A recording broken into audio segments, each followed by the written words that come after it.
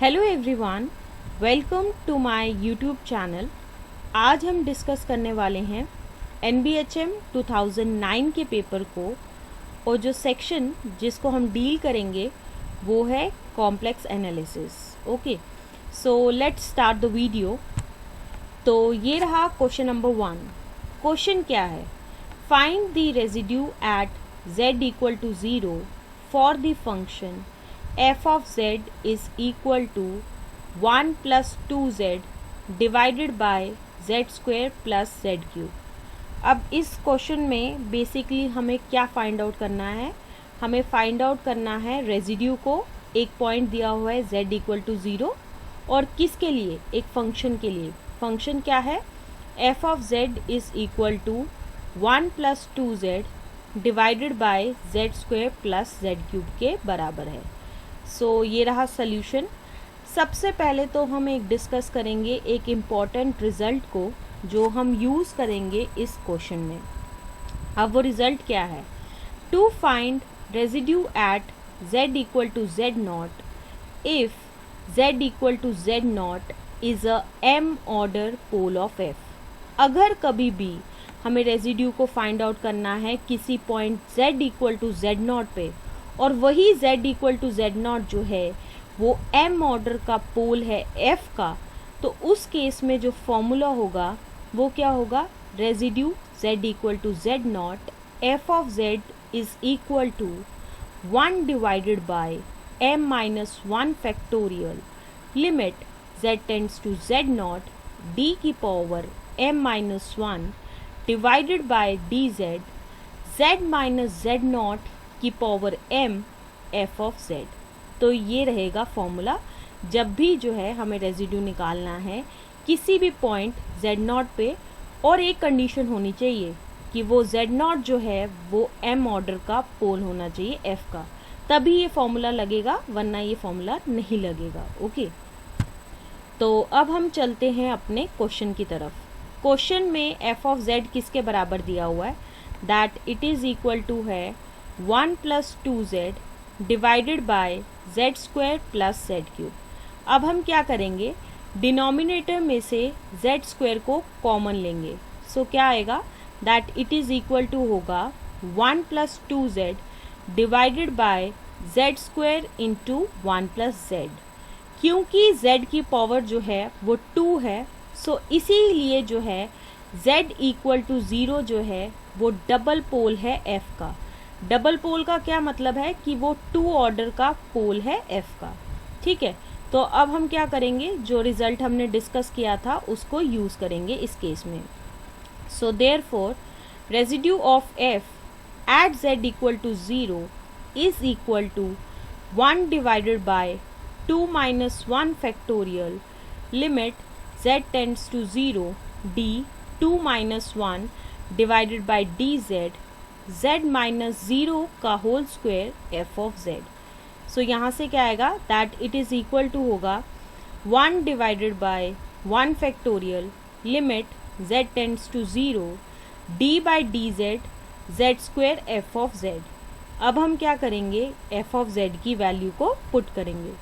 So it is equal to होगा limit z tends to 0 d by dz z square into 1 plus 2z divided by z square into 1 plus z। यहाँ से क्या करेंगे हम? z square को cancel out कर लेंगे। So it is further equal to होगा limit z tends to 0 d by dz 1 plus 2z divided by 1 plus z। Okay, अब हम क्या करेंगे इस क्वेश्चन में? फर्दर क्या करेंगे? d by dz of 1 plus 2z divided by 1 plus z करेंगे। मतलब क्या करेंगे? डिफ्रेंशिएट करेंगे 1 plus 2z divided by 1 plus z को विद रिस्पेक्ट टू z के। सो हमें क्या मिलेगा? That it is equal to होगा limit z tends to 0 2 into 1 plus z minus 1 plus 2z divided by 1 plus z का whole square. So which is further equal to होगा limit z tends to 0 2 plus 2z minus 2z divided by 1 plus z का whole square. Numerator में क्या होगा, 2z cancel out हो जाएगा, 2 - 1 जो है वो 1 के बराबर आएगा। So it is equal to होगा limit z tends to 0 1 divided by 1 plus z का होल स्क्वायर। अब हम नेक्स्ट स्टेप में क्या करेंगे, z की जगह जो है वो 0 को पुट करेंगे। So it is further equal to होगा 1 डिवाइडेड बाय 1 प्लस 0 का whole square which is equal to 1 के बराबर होगा। सो यहाँ से क्या हुआ, हमने रेजिड्यू की वैल्यू कैलकुलेट कर ली। So therefore residue of f at z equal to 0 जो है वो 1 के बराबर है and this is the answer of this question. अब हम चलते हैं क्वेश्चन नंबर 2 की तरफ। क्वेश्चन नंबर 2 क्या है, evaluate -1 plus iota square root of 3 divided by square root of 2 plus iota square root of 2 की पावर 20। इसकी जो है बेसिकली हमें वैल्यू को कैलकुलेट करना है, ठीक है। अब हम चलते हैं सॉल्यूशन की तरफ। सबसे पहले तो हम एक इम्पॉर्टेंट कॉन्सेप्ट को जो है वो डिस्कस करने वाले हैं जो हम इस क्वेश्चन में यूज़ करेंगे। कॉन्सेप्ट क्या है, polar form of complex number z that is z is not equal to 0। अब हम एक कॉम्प्लेक्स नंबर होगा जो नॉट इक्वल टू 0 है उसकी पोलर फॉर्म को डिस्कस करेंगे। हम मान के चलेंगे r और थीटा जो है वो पोलर कोऑर्डिनेट्स हैं किसी पॉइंट x, y के, जो किसके कॉरस्पॉन्डिंग है, एक non zero complex number that is z is equal to x plus iota y के।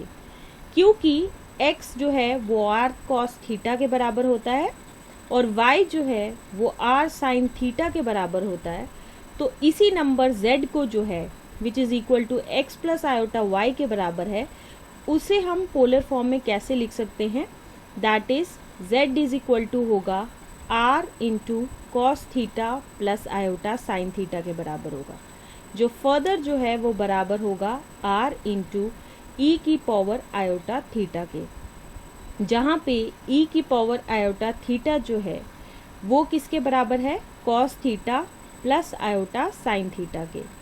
अब हम कुछ पॉइंट्स को भी डिस्कस कर लेंगे जो रिलेटेड इसी पोलर फॉर्म से है।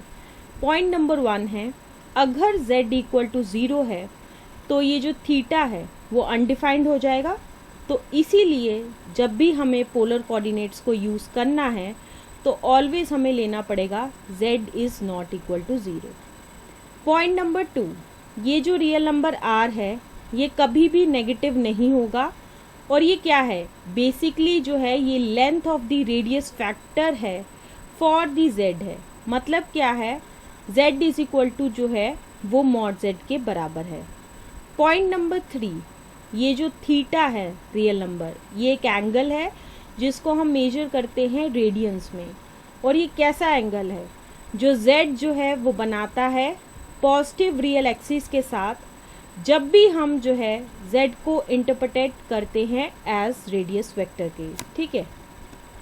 अब हम आते हैं पॉइंट नंबर 4 की तरफ। पॉइंट नंबर 4 है कि जब भी कैलकुलस में क्या होता है कि थीटा के पास जो है वो infinite number of possible values होती है, जिसमें नेगेटिव वंस भी होती है, और वो सभी वैल्यूज़ जो हैं वो डिफ़र करती है किससे, इंटीग्रल वैल्यूज़ ऑफ 2 पाई से। और इन्हीं वैल्यूज़ को जब भी हमें डिटरमाइन करना होता है तो हम एक इक्वेशन का यूज़ करते हैं जिससे हम ये वैल्यूज़ को कैलकुलेट कर सकते हैं। वो इक्वेशन है that is tan theta is equal to y divided by x। Okay, अब हम चलते हैं अपने गिवन क्वेश्चन की तरफ कि हमें बेसिकली कैलकुलेट क्या करना है। सो हमें कैलकुलेट किसकी वैल्यू करनी है, -1 plus iota square root of 3 divided by square root of 2 plus iota square root of 2 की पावर 20। इसकी वैल्यू जो है हमें कैलकुलेट करनी है, ठीक है। तो हम मान के चलते हैं कि z1 इज इक्वल टू है -1 plus iota square root of 3 के बराबर, और z2 को हम मान के चलेंगे कि ये बराबर है square root of 2 plus iota square root of 2, ठीक है। क्योंकि हम मान के चल रहे हैं कि z1 की वैल्यू जो है वो -1 plus iota square root of 3 है। अगर इसी चीज़ को हमें पोलर फॉर्म में लिखना होगा as we have discussed earlier, तो हम इसको लिखेंगे इक्वल टू r1 e की पावर आयोटा थीटा 1। ठीक है। x1 जो है इस केस में होगा -1 के बराबर, y1 जो है वो बराबर होगा √3 के बराबर। अब हम निकालेंगे r1 की वैल्यू। r1 किसके बराबर होगा? मॉड ऑफ z1 के बराबर, so which is further equal to होगा √x1 का स्क्वायर प्लस y1 का स्क्वायर। अब हम क्या करेंगे, x1 की वैल्यू भी पुट करेंगे और y1 की वैल्यू, तो क्या आएगी, इट इज़ इक्वल टू होगा √-1 का होल स्क्वायर प्लस √3 का whole square, which is equal to होगा √1 + 3 विच इज़ इक्वल टू √4 के बराबर होगा। सो यहाँ से इक्वल टू होगा 2 के बराबर। तो अब हमने क्या किया, r1 की वैल्यू निकाल ली है और r1 जो है वो 2 के बराबर है। नेक्स्ट हमें पता है कि tan ऑफ θ1 किसके बराबर होगा, y1 डिवाइडेड बाय x1 के बराबर। पुट करेंगे दोनों की values, so it is equal to होगा √3 divided by -1 which is equal to होगा -√3। सो यहाँ से हम क्या करेंगे, θ1 की वैल्यू को कैलकुलेट कर लेंगे। θ1 जो है वो बराबर आएगा tan inverse -√3 which further implies that θ1 जो है वो बराबर आएगा -π/3 के। सो यहाँ से जो है हमने z1 की वैल्यू को कैलकुलेट कर लिया है पोलर फॉर्म में।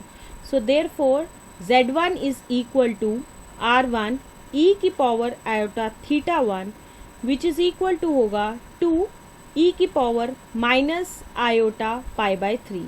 तो हमने यहाँ से z1 की वैल्यू जो है वो कैलकुलेट कर ली है पोलर फॉर्म में। सिमिलरली हम z2 की वैल्यू को कैलकुलेट कर लेंगे पोलर फॉर्म में, ठीक है। So again we have done that z2 is equal to जो है √2 प्लस आयोटा √2। इसको फर्दर लिखेंगे r2 e⁻θ2। यहाँ पे x2 किसके बराबर होगा, √2 के बराबर होगा, y2 जो है वो √2 के बराबर होगा। अब यहाँ से अगेन हम सिमिलरली r2 की वैल्यू को जो है वो कैलकुलेट करेंगे। r2 इक्वल टू होगा mod of z2 which is equal to होगा √2 का होल स्क्वायर प्लस √2 का whole square which is equal to होगा √2 + 2 विच इज़ इक्वल टू होगा √4 विच इज़ इक्वल टू होगा 2 के बराबर। सो r2 की वैल्यू कितनी आएगी, 2 के बराबर। अब हम सिमिलरली θ2 की वैल्यू जो है वो कैलकुलेट करेंगे। So tan of θ2 is equal to y2 divided by x2 which is equal to होगा √2 डिवाइडेड बाय √2। कैंसिल होके किसके बराबर आएगा, 1 के बराबर। So which further implies that θ2 is equal to tan inverse 1 which further implies that θ2 is equal to π/4 के बराबर आएगा। सो यहाँ से हमने z2 की जो है वो वैल्यू को कैलकुलेट कर लिया है, that it is equal to होगा r2 e⁻θ2 which is further equal to होगा 2 e⁻π/4। सो यहाँ भी हमने जो है वो z2 की वैल्यू को कैलकुलेट कर लिया है पोलर फॉर्म में, okay. Therefore -1 plus iota √3 divided by √2 plus iota √2 की पावर 20, ये फर्दर इक्वल टू होगा z1 डिवाइडेड बाय z2 की पावर 20, ठीक है, which is further equal to होगा 2 e⁻−π/3 डिवाइडेड बाय 2 e⁻π/4 की पावर 20। 2 जो है वो कैंसिल आउट हो जाएगा। So which is further equal to होगा e⁻−π/3 डिवाइडेड बाय e⁻π/4 की power 20। So which is further equal to होगा e⁻−π/3 -π/4 की पावर 20। इसको हम फर्दर जो है वो सिंप्लीफाई करेंगे। So it is equal to होगा e⁻⁻4π + 3π डिवाइडेड बाय 12 की power 20। So which is further equal to होगा ई की power minus iota into 7 pi divided by 12 की पावर 20। अब इसको फर्दर जो है हम पावर्स को मल्टीप्लाई करेंगे, so it is equal to होगा ई की power minus iota 140 pi divided by 12, which is further equal to होगा ई की power minus iota 35 pi divided by 3, which is further equal to होगा e की power minus iota 12 pi minus pi by 3, so which is further equal to होगा e की power pi by 3 into iota. और हमें पता है कि ई की पावर आयोटा थीटा जो है वो बराबर होता है cos theta plus iota sine theta के बराबर। इस केस में जो है वो थीटा है पाई बाई 3 के बराबर, so it is further equal to होगा cos pi by 3 plus iota sine pi by 3, which is equal to होगा 1/2 plus iota square root of 3 divided by 2। सो ये रहा आंसर इस क्वेश्चन का। With the explanation of this question, this is the end of this video. Thank you.